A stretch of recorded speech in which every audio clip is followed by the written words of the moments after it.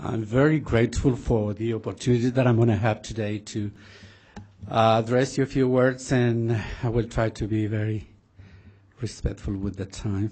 But there's so much that I would like to say, and probably it's not the only time that we are going to be together. Well, as she said, I'm from Chile. I'm a visiting teacher to Visual Arts Department, and I'm teaching drawing, oil painting, and technical and perspective drawing at a School of Technology. I was 24 just after I graduated, and I came to California on a visit, and I always wanted to go out of Chile and try new venues and new adventures. But when I got to California, apart that I was much slimmer than now, I got jet black hair, and everybody talked Spanish to me, and I've been killing myself learning English because I was coming to the United States. So I was so disappointed, nearly upset from early in the morning to not. And what really makes me really mad was sometimes I was waiting in line or at a burrito kiosk, to get some food, and this bilingual girls with the name Lupita or something like that will talk English to everybody who was white and blonde, and when my turn came, he would talk Spanish to me, and then I thought, oh, I've been killing myself learning sometimes 100 words a day, and here I am talking Spanish in the United States. So I was fortunate, to my way of looking at things at the time, to go to Australia. So I was hired by the government in Sydney to design the furniture for the Parliament House, and then I got a new experience. The sentence, "Where are you from?" was always with me. But because they were not familiar with Spanish-speaking people, they thought I was Italian, Hungarian, Jew, Portuguese, Romanian, you name it, and people will talk all kinds of languages to me. Then I came to the conclusion that I did the most I could to be one of the country where I was going to, but for some reason I was born somewhere else, and that would be my fate. And I decided, I was planning to be like a real Aussie, and I learned to like their food. I tried to talk like them. I did everything possible, but where are you from? Haunted me for the rest of the time. So I decided not to do anything in that respect, but to keep learning English to my personal pleasure. And I was working, and as I can't remember, De Hoyos said, Australia is famous for, many people said it's one of those countries where people are really discriminating. But that wasn't my case, because I don't recall 1 minute that I've been discriminated or looking down to me in any way. But the reason is because in Chile, we are educated the same as in Argentina, as we are Europeans. And this Latino thing that I've been listening to all day, it's something to me so American as the apple pie. I don't remember ever a Chilean saying something in favor around race. Not only that, every time that I went to classes at the university or school, everywhere, the first sentence that the teacher said is, "We are going to deal with such a subject today.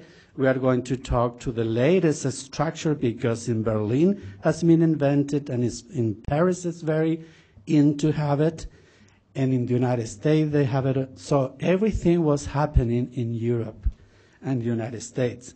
So what we were dreaming of is to go to those countries to see that marvelous world that we have described by our teachers and professors. So the other thing is, in Chile, if someone is really nasty and want to call someone a really bad name, a swear word, he would call him Indio. Indian is the worst you can address a person with. And in a country where only 8% of the population has Indian blood and intermixed with the Spaniards. So we all think we are Europeans. And when I was in Australia, I realized I'm not a European, I'm Chilean. And so I decided to look back at my ancestors, and I discovered so many beautiful things, like the first Riveros who arrived in Chile came with Pedro de Valdivia, and my son, Jose, who is down there, and my daughter Natalia, they are the 13th generation of Riveroses in Chile. And I started looking into my roots and my legends and things that this small bunch of Indians had given us as the real Chilean thing. And with my wife, while we were in Australia, where I lived for 14 years, we were dying to go back to do a genealogy, to study some Mapuche language, to become aware of what we have. I discovered that the river that divides the city in two halves in Santiago, by the name Mapocho, no one knows that means underground river in the Mapuche language. No one. That the most sophisticated, the poshest avenue in one of the richest sections in Santiago, by the name Vitacura Avenue, means black stone in Mapuche language. That Temuco, the fourth largest city in the south, means trees grown in the water. And so on, we got a richness, something so particular about our country that I didn't know, and I had to go to Australia. And people will show me that I'm Chilean to look into this. What I did is, I was Catholic and I joined the church 38 years ago. And then Lamanites came into the scene, and I've never thought about that before. So when I went back to Chile, that's exactly what I did. I looked into the symbolisms of the pre-Columbian art, and I turned it into an abstract painting. In cases like the one we are looking at now, I just look at their textiles, their pottery, and I read legends about them, and I discovered that Mapuche Indians in Chile knew and were more educated, cultured, above, beyond belief in comparison with the Spaniards, the Europeans who came to Chile as conquistadores. There were a bunch of ignorant people who didn't know a thing about nothing. And the Indians, they knew so much. They knew about eternity. That's why all my paintings have the circle of eternity. They knew that our temporal existence on the earth will be a circle. I mean, our complete existence is a circle, and our temporal existence is a tiny little segment in that circle. So whatever time and years we have on this earth is nothing compared with the complete circumference that we have to travel. All this, they have, so that all I've been taken from their ceramics and from some altar and shrines that they have, always with the sun. The sun is the most ubiquitous thing in the Mapuche language. This is the Mapuche country down south, 9th region in Chile. It's always raining, but when the sun shines, it's the most spectacular view of the sky. This is a typical rucas, which in the language mean houses, and a road going to the mountains with those spectacular skies after sometimes 25 days of rain. And you get some views.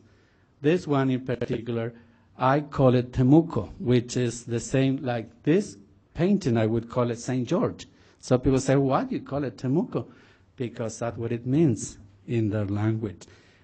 trees in the water, trees grown in the swamp. And that's the way how I became so much Chilean when I came back. And I try to do the best I can with my paintings. They say, see this one here, I just took all the symbols from the ponchos and traveling blankets and with the circle of eternity and the colors. When they wanted to depict evil, they painted red. When they wanted to depict good, it was green. So that's why this one I would like to talk a little bit about this. This painting is the reason why I'm here. Every 4 years, there is a competition run by the Church History and Art Museum, and I sent a painting, a huge one, larger than the one we are seeing now, for the competition, and I call it, Go Ye Therefore and Teach All Nations. Because in Chile we were baptizing, people by the thousands, but they never taught an Indian. And I think now maybe they thought we were Indians, and so the job was being done already, so there was no need to go to the Indian reservations. But these people, the government didn't do much for them. Health, education, and well-being, welfare is not existent until some Mapuches, raised their voices and said, come on, we are here, we need some help. I planned to have 2 missionaries going to them. But then I thought it's better if I just leave them there, the family, looking towards the horizon for someone, either missionaries, educators, social workers, whoever have the goodwill to go and teach them. Well, the museum bought it, and I got the top award among 1,400 participants from all over the world. But I think the real award for this painting was a letter that I got from Elder Elton Perry, and says, Jose, thanks so much for awakening us. So if we ever had a mission among the very few Lamanites that we have in Chile, it'll be because of this painting. And I think that's the really award that I have. This one here, for example, one against, it's just symbolism, the mountains, that textiles. I remember in Australia, I used to go to rent an apartment when I was single. They call it flat, you know that. I went to rent a flat, and they said, this is, let's say, $500 a week, and this one is $300. I said, why that is so expensive? Because you can see the water. For Australians, whenever they see water, they see that half of the price, twice as much. I want to say something about that. I said, no, I don't need to see the water. I couldn't care less. I need the mountains. That's what I really love. If I wake up and I look at the Andean mountains, that is my day. But water, surf, Bondi Beach, I couldn't care less. But anyway, this one is something that you find in every Indian reduction. It's called totem. But one day I wonder why. Well, the thing is, there is a totem there, and every time there is a ceremony, the machi, who is the matriarch that leads this group, is not a patriarch in Mapuche civilization. He's the matriarch. That's why probably we Chileans are so obedient to our wives. But then a machi, this lady who is kind of the chief in this, she sits in there, and all the sick people is taken to her. And she's got some ceremonies to do. But one day at the Museum of Pre-Columbian Art, I asked why those 3 hand-carved niches. And it's because they believe in the 3 degrees of glory.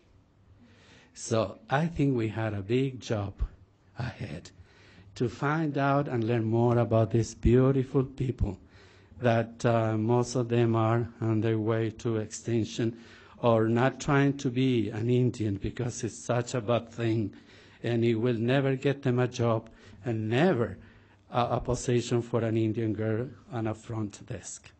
So I think if I can do something about with my paintings, that'd be so fine. I don't think we have much more time, but I got one little thing, though, I have to tell you. I had another 5 minutes? Yeah. That's all the things, it's inspiring the instruments and things, ceremonial things. That, in particular, the Indians knew long before the Spaniards that the earth was round. They didn't have the notion of a sphere, but they knew that it was round. In opposition to the Spaniards, that they thought if they went too far in the ocean, they will drop into an abyss and they will all be dead. Anyway, I do have something like the title of this discussion. Being an artist in Utah, now I'm in deep trouble because people in Utah don't like abstract paintings. And there is even a joke in our department. They said that if you don't paint a barn, rural scene, aspen trees, you are dead as an artist.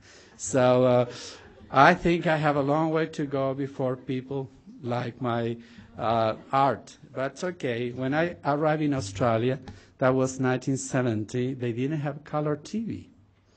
And everybody thought that I went to Australia because I was so poor in South America. I was starving. That's why I went to Australia. But in Chile, we have color TV, and we have more than 25 channels. How can you tell? How could I tell that to Australians? They would never believe it. See? So, but one American lady who worked at the David Jones department store said, Jose, you know what, it's our problem. We came 10 years ahead of time. So be patient. Well, I was 14 years, and when I left, things were so different. So different. It was a modern country. They did have color television, excellent film industry, and all that. But I wasn't that patient. I think I was needed back in Chile. Well, in Utah, I'm a visiting teacher here. I could be 1 year or 2 or 3. But I have to go back one day. And I don't know if I would be that patient, but I can do things with my technique that it might like in Utah. And so I think an artist is like a singer. He can sing lullabies, jazz music, or anything with his voice or her voice. And I can do that too.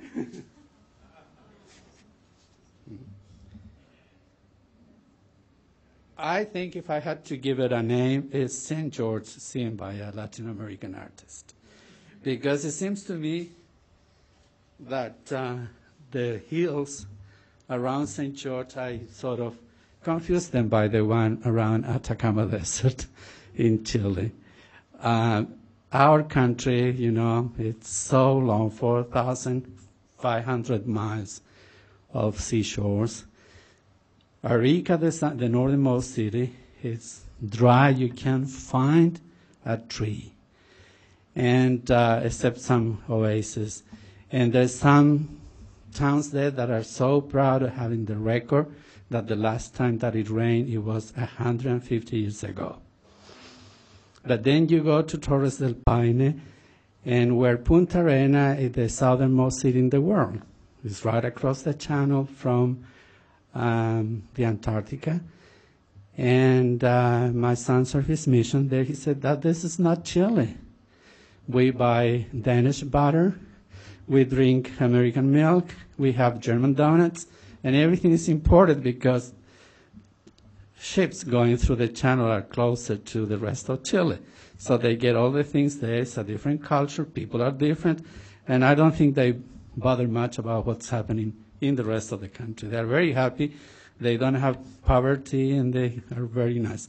So sometimes in my trying to do things that will be more of a local taste, which doesn't mean that it's bad or better or worse. It's just local. Wherever we go, we got local states for everything.